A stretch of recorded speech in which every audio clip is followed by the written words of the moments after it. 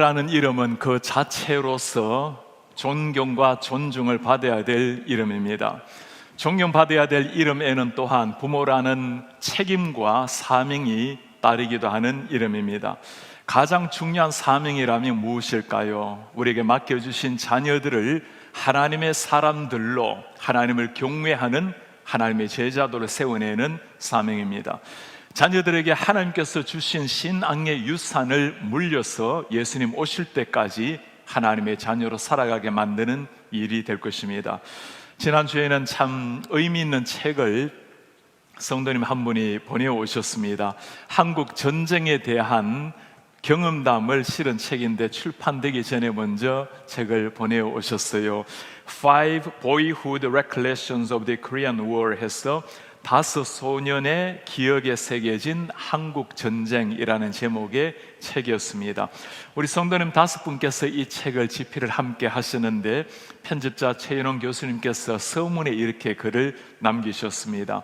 The Korean War has been known as the Forgotten War. 한국 전쟁은 잊혀진 전쟁으로 알려져 있지만 But it should not be. 그래서는 안 될 일입니다. May this book share its memories and lessons of the past with readers of the present and future. 부디 이 책이 지금뿐 아니라 미래 독자에게도 전쟁의 기억과 교훈을 남기기를 바랍니다. 전쟁이라는 것, 사람이 살고 죽는 엄청난 일이지만 그러나 시간이 지나가고 나면 기억이라는 것은 사라지기 마련입니다. 80세 전후의 5분들께서 이렇게까지 전쟁의 경험담을 남겨놓은 일, 그렇지 않다면 적어도 5분이 경험했던 전쟁의 한 역사는 우리 기억에서 사라지게 될 것입니다. 성경은 하나님께서 행하시는 역사를 보여주는 역사의 책입니다. 하나님께서 세상을, 인간을 어떻게 창조하셨는지, 사람과 하나님 앞에 어떻게 하나님을 거부하고 범죄했는지, 하나님께서 인류를 사랑하셔서 당신의 구원 역사를 어떻게 이루시는지 보여주는 하나님의 역사, 구원의 역사입니다. 하나님의 역사를 위해서 하나님이 가장 중요하게 하시는 일은 하나님의 사람을 선택하는 일이었습니다. 성경 곳곳에 나타나 있는 족보가 바로 보여주는 것이 이런 이유입니다. 오늘 그 엄청난 구원의 역사를 위해서 하나님께서는 아브라함을 선택을 하셨습니다. 아브라함에게 찾아오셔서 아브라함이 기억해야 될 2가지를 말씀해 주십니다. 한 가지는 하나님이 행하실 약속이고 다른 하나는 아브라함이 해야 될 사명, 책임입니다. 아브라함과 그 자손을 통해서 일을 행하시는 하나님, 그 약속을 기억하라. 그 약속을 성취하기 위해서 아브라함이 해야 될 사명도 간직하라. 하나님께서 하시는 말씀을 직접 한번 들어보겠습니다. 아브라함은 강대한 나라가 되고 천하 만민은 그로 말미암아 복을 받게 될 것이 아니냐. 아브라함을 통해 강대한 나라를 이루겠다. 천하 만민이 복을 얻게 만드는 민족으로 만들겠다. 하나님이 주시는 이 놀라운 약속, 우리 성도님들께서 이 약속을 나의 것으로 받아들이시기 바랍니다. 우리 사랑하는 자녀들에게도 나를 넘어서 가슴에 심어줘야 될 약속이 바로 이것입니다. 우리 한 사람 한 사람을 통해서 하나님이 원하시는 신앙의 강대국으로 세우고 하나님께서 우리를 통해서 천하 만민이 복을 얻게 만드는 복의 통로가 되는 하나님의 사람들로 세우는 것. 이 말씀을 제대로 우리가 이해한다면 우리의 반응은 그렇게 될 것입니다. 주님, 우리는 이 엄청난 일을 이룰 만한 사람이 못 됩니다. 누구보다도 아브라함이 그렇게 반응을 하겠죠. Oh Lord, this is too much for me.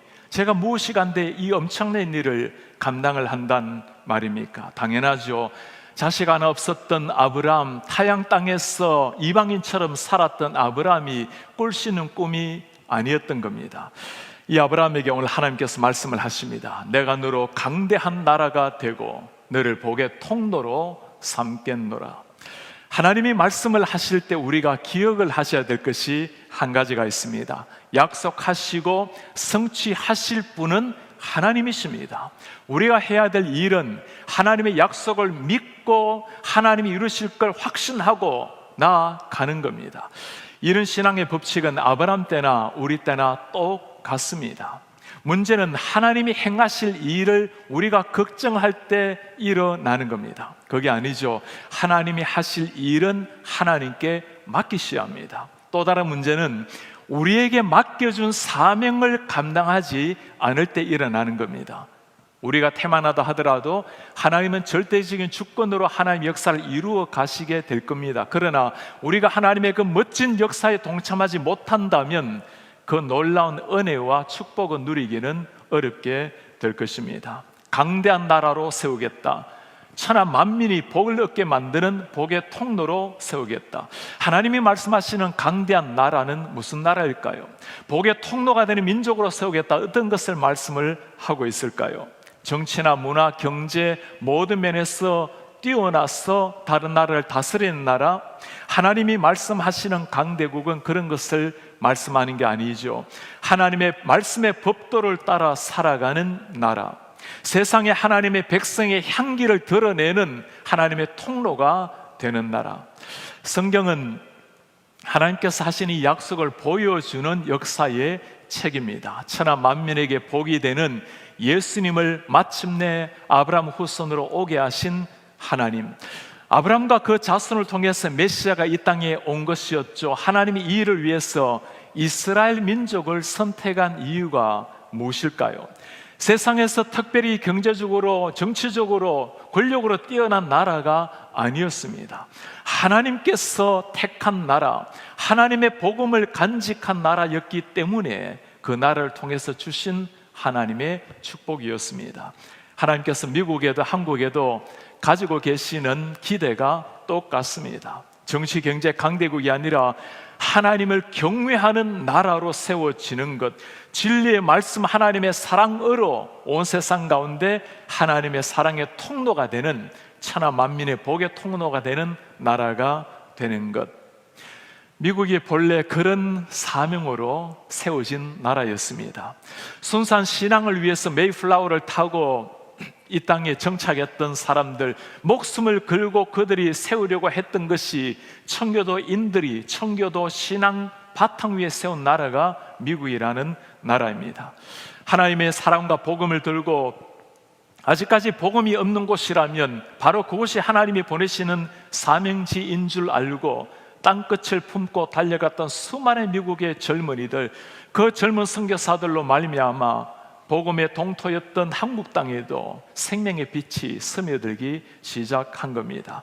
천하 만민에게 복의 통로가 되는 하나님의 말씀, 우리 교회도 이런 꿈을 가지고 오늘까지 오게 되었습니다. 미국 땅에 디아스포라 교회로 세워진 교회였지만, 그러나 하나님 우리 교회에게 놀라운 비전을 주셨죠. 성도를 훈련시켜 세상을 변화시키는 교회, 한 사람 한 사람을 전도하고 그들에게 예수의 생명을 심어주고 하나님의 성도로 제자로 훈련받고 이 지역과 세계 열방 글로컬을 변화시키는 하나님의 교회. 지난 47년 동안 우리 KCBC의 1세대가 믿음의 선배들이 가졌던 꿈이 바로 이 꿈이었습니다. 우리가 그런 상황은 아니었죠. 이민 초기에 많은 어려움들, 적응하기도 쉽지 않고 자녀들 키우는데도 벅찬 인생이었는데, 미국 사회에 빨리 적응하고 자녀들 빨리 좋은 대학교를 보내고 다 중요한 일이었지만, 그러나 그것이 우리의 궁극적인 목적은 아니었습니다.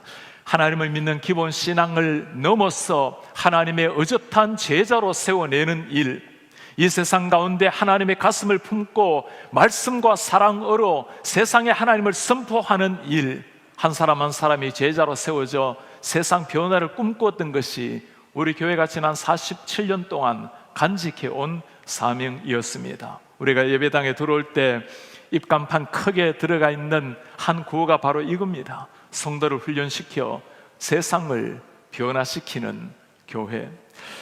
제가 사육훈련을 할 때 참 특별한 두 분이 계셨습니다.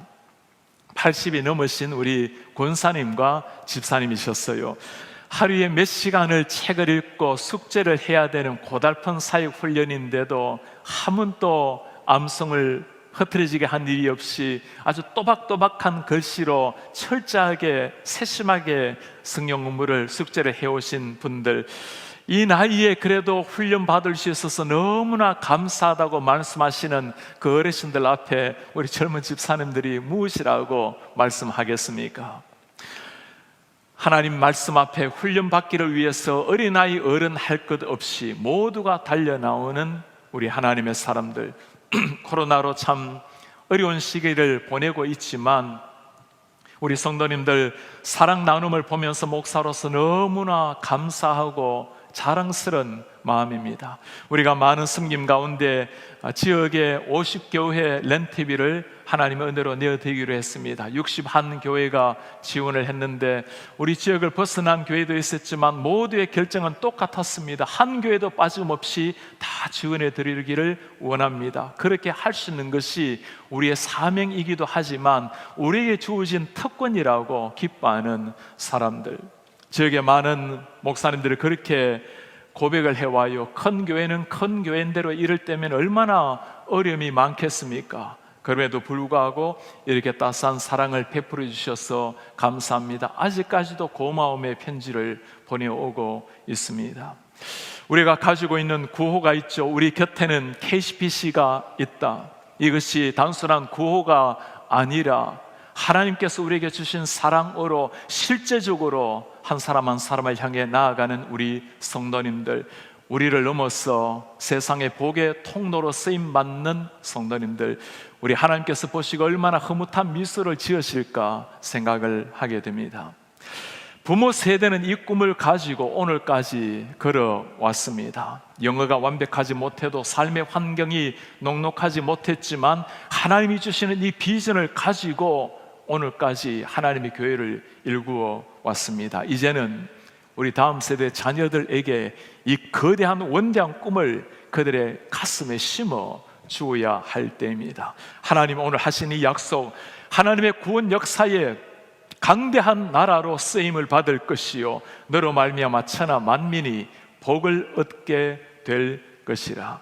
아브라함에게만 주어진 약속이 아니죠. 이삭과 그의 자녀들, 기독교 역사의 수많은 하나님의 사람들, 오늘 하나님을 사랑하는 우리에게 주시는 하나님의 약속입니다. 이 하나님의 약속 앞에는 엄청난 사명도 똑같이 따르는 겁니다. 무엇이라고 하나님이 부탁하십니까? 내가 그로 그 자식과 권속에게 명하여 여호와의 도를 지켜 의와 공도를 행하게 하려고 그를 택하였나니 이는 나 여호와가 아브라함에게 대하여 말한 일을 이루려 함이니라. 하나님께서 아브라함에게 하신 일을 위해서, 하나님에게 하신 약속을 이루기 위해서 하시는 부탁이 있습니다. 너의 자식들에게, 너의 권속에게 이것을 가르쳐라. 하나님의 말씀을 지켜 살아갈 것, 하나님의 의와 공의를 따라 살아갈 것을 가르쳐라.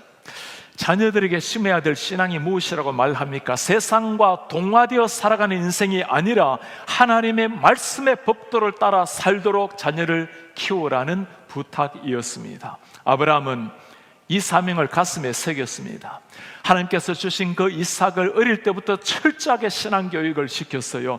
여러분 창세기 22장에 보면 그 놀라운 결과가 나오죠. 하나밖에 없는 이삭을 바치라고 하시는 하나님, 조금의 머뭇거림도 없이 하나님의 말씀이기에 일찍이 길을 떠나서 말씀 앞에 순종했던 아브라함, 하나밖에 없는 자식의 가슴 위에 칼을 들고 내리쳤던 아브라함, 하나님이 말씀하시면 그대로 순종했던 아버지, 이 장면을 볼 때마다 더 놀라운 것은 이삭의 모습입니다. 10대 그 건강한 청년이 120살이 다 되어가는 아버지가 그를 결박할 때, 그에게 칼을 겨눌 때 묵묵하게 지켜보고 순종하고 있는 아들, 여러분 그 아들이 본 게 무엇일까요? 아버지의 삶을 바라보면서 하나님을 경외하는 아버지, 하나님이 아버지에게 하신 말씀이라면 내 생명을 가져간다 하더라도 묵묵하게 순종하며 나아갔던 아들, 어디에서 이것이 나온 것일까요? 어린 시절부터 하나님을 경외했던 아버지 밑에 자라난 아들, 하나님의 말씀대로 순종하며 살아가는 아버지를 본 아들, 신앙교육에서 나온 결과였습니다. 그러나 그렇게 믿음이 좋았던 이 이삭의 젊은 시절, 이삭의 때가 되어서는 전혀 다른 상황이 펼쳐졌어요. 두 아들 있습니다. 에서와 야곱이었어요. 믿음의 조상 아브라함의 신앙을 이어받았지만 이삭은 에서도 야곱에게 누구에게도 이 신앙 교육을 제대로 시키지를 못했습니다. 하나님이 구원 역사에 택하신 사람은 형이 아니라 동생 야곱이었습니다. 이삭도 그 사실을 잘 알았죠. 그러나 시간이 지나가면서 둘째가 아니라 장자에게 마음이 점점 가기를 시작을 합니다. 성경에서 그 이유를 말하는 것을 보면 우리가 정말 믿겨지지가 않아요. 창세기 25장입니다. 이삭은 에서가 사냥한 고기를 좋아하므로 그를 사랑하고 리브가는 야곱을 사랑하였더라. 에서가 사냥한 고기를 좋아함으로 그를 사랑하고, 나이가 들어서 점점 영안이 희미해져 버렸던 이삭, 에서가 어떤 아들이었죠. 부모님의 그 신앙의 유산을 다 거부해버리고 이방 여인과 결혼함으로 부모님의 근심이 되었던 에서, 성경에서 가장 안타깝고 어리석은 한 장면을 여러분 기억합니까? 팥죽 한 그릇에 장자권을 팽개쳐버렸던 에서의 망령된 행동. 사냥을 마치고 돌아온 형에게 동생 야곱이 요구를 합니다. 팥죽 한 그릇 주면서 나에게 장자권을 넘겨라. 에서가 한 말을 기억합니까? 내가 죽게 되었으니, 내가 배고파 죽게 되었으니 장자의 고난이 내게 무슨 유익이 있는가? 성경이 그의 모습을 이렇게 설명합니다. 야곱이 떡과 팥죽을 에서에게 주매 에서가 먹으며 마시고 일어나 갔으니 에서가 장자의 명분을 가볍게 여김이었더라. 장자의 명분을 가볍게 여겼던 에서, 하나님께서 맡겨주신 장자의 고난, 이어가야 될 모든 신앙의 유산들 거부해버렸던 에서의 망령된 행동.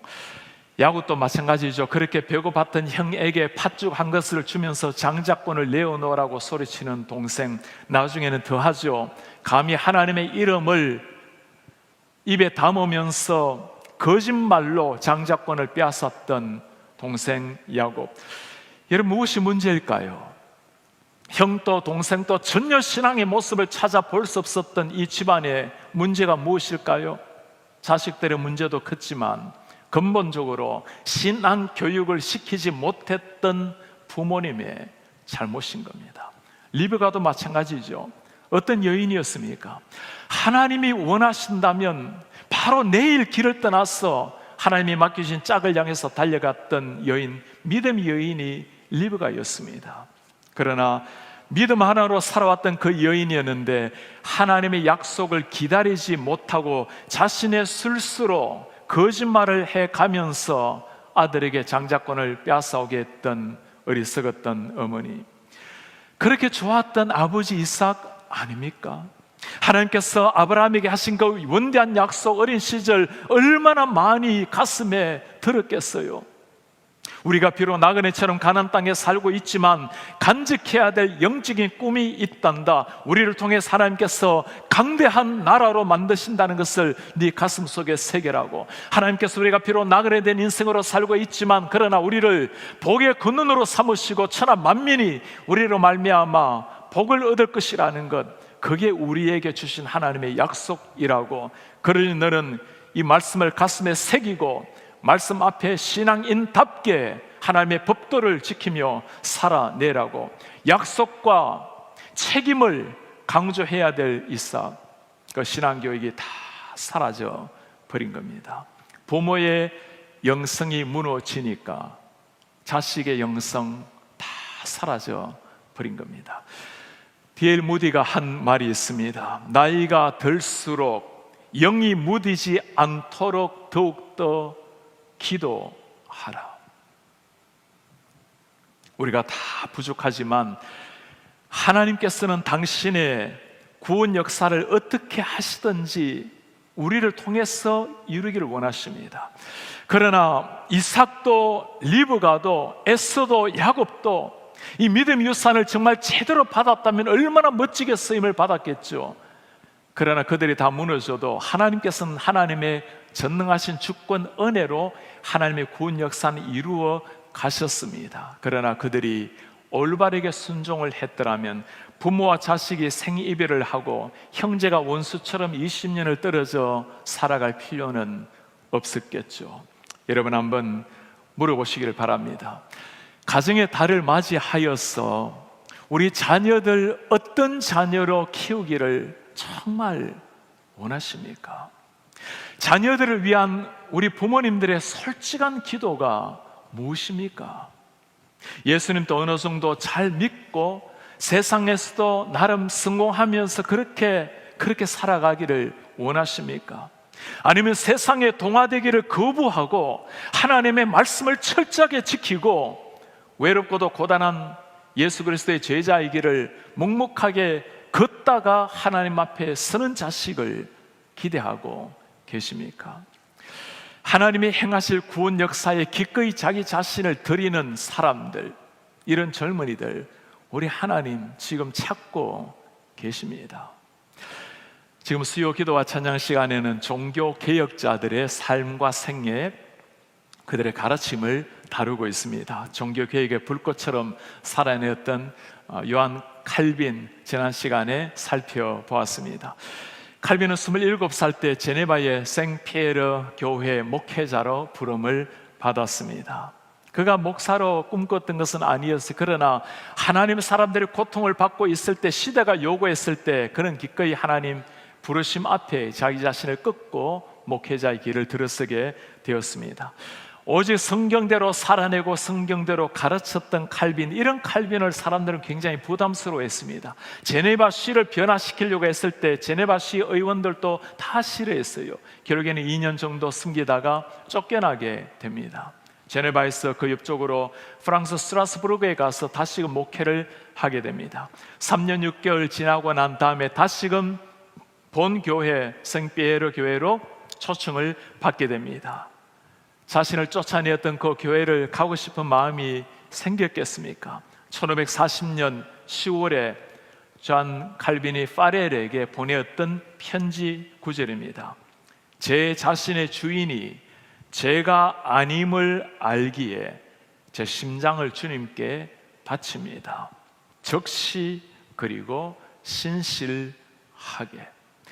내가 원하지는 않다 하더라도 하나님 당신이 나의 주인이시기에 내 심장을 드리겠습니다. 다시금 제네바로 나아가면서 남겼던 말입니다. 적시로 그리고 신실하게.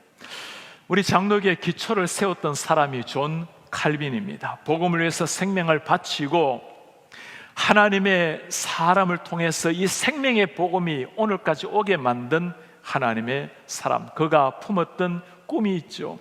하나님의 말씀으로 바르게 선포하고 말씀대로 우리가 일어나게 되면 제네베가 하나님의 도시로 바뀔 수 있다라는 거룩한 꿈을 꾸었던 요한 칼빈이었습니다.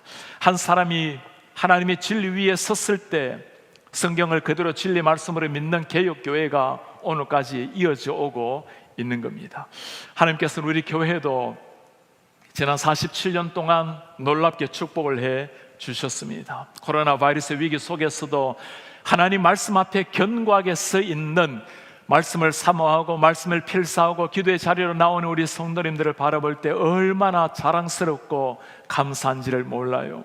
한국 교회도 미국 교회도 우리 교회도 이런 신앙 1세대 어르신들의 신앙을 오늘까지 받아서 유지해 왔습니다.